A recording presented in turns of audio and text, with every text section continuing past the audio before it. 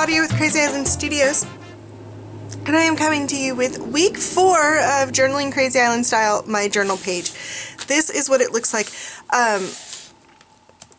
This one was scratch paper or scrap painted paper, and scrap paint paper is what you get when you clean your brushes and brayer and stencils and stamps and stuff off on some sort of piece of paper. In this case, I'm using a sheet of deli paper. This one is new, just getting started. At some point, I like to make my scrap paint paper look pretty. So once I get a full coat, which this is getting really close to being fully covered, then I will start actually doing things purposefully. Like I will apply the color off my brush into a square shape, and then later I might outline it or something, or add dots or do a stencil or whatnot. But I kind of try and become a little more purposeful. Right now it's just all over the place. So what I first did was I actually collaged an entire sheet of scrap paint paper on this entire page. Most of it got covered up because I attempted to draw a face in this area, and then I just didn't like the way it turned out. The face was fine. Once I started to color it in, I didn't like where it was going or what I was doing, so I actually just covered this entire section with gesso and started over. So I do have scrap paint paper in the form of these circles that I cut out, as well as a big strip down the side right here. And then I just randomly slapped paint on. I even put down a lot of dark purple, which I then covered up because it was too much, and I added some white and then some pink on top down here at the bottom.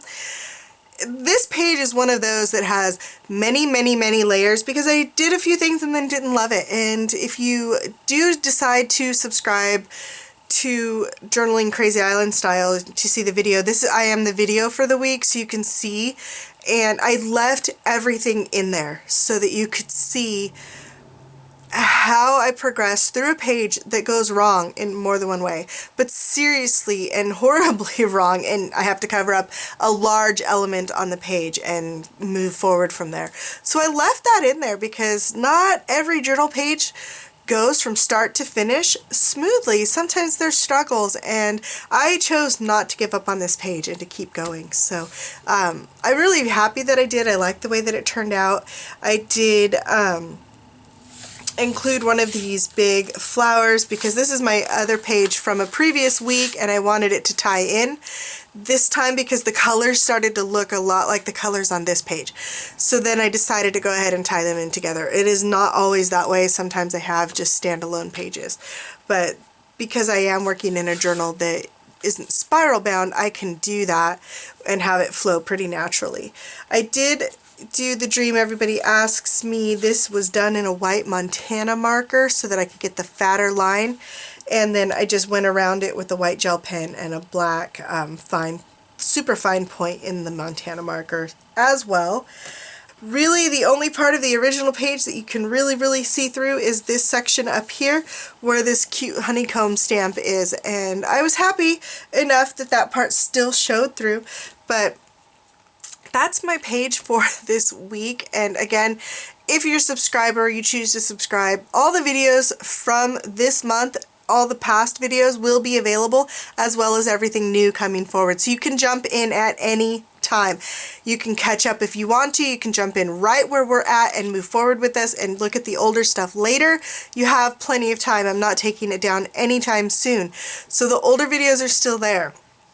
So if you want to jump in, you can, and see how I made this page and how I brought it back from complete disaster, actually. So also, as a bonus on this week, I showed how you could make, let's just move this, how you could make your own scrap paint paper.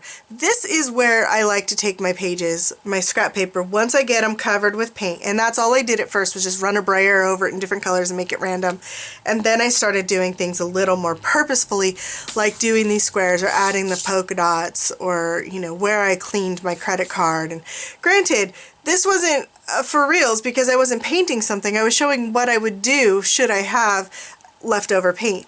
But I did, this is a lot of what my scrap paint papers will come out to, because I can use this. I could glue this down as a whole, and I'd be almost done with the page at this point. It has enough layers in it. I could just add a few focal points or some journaling if I wanted to.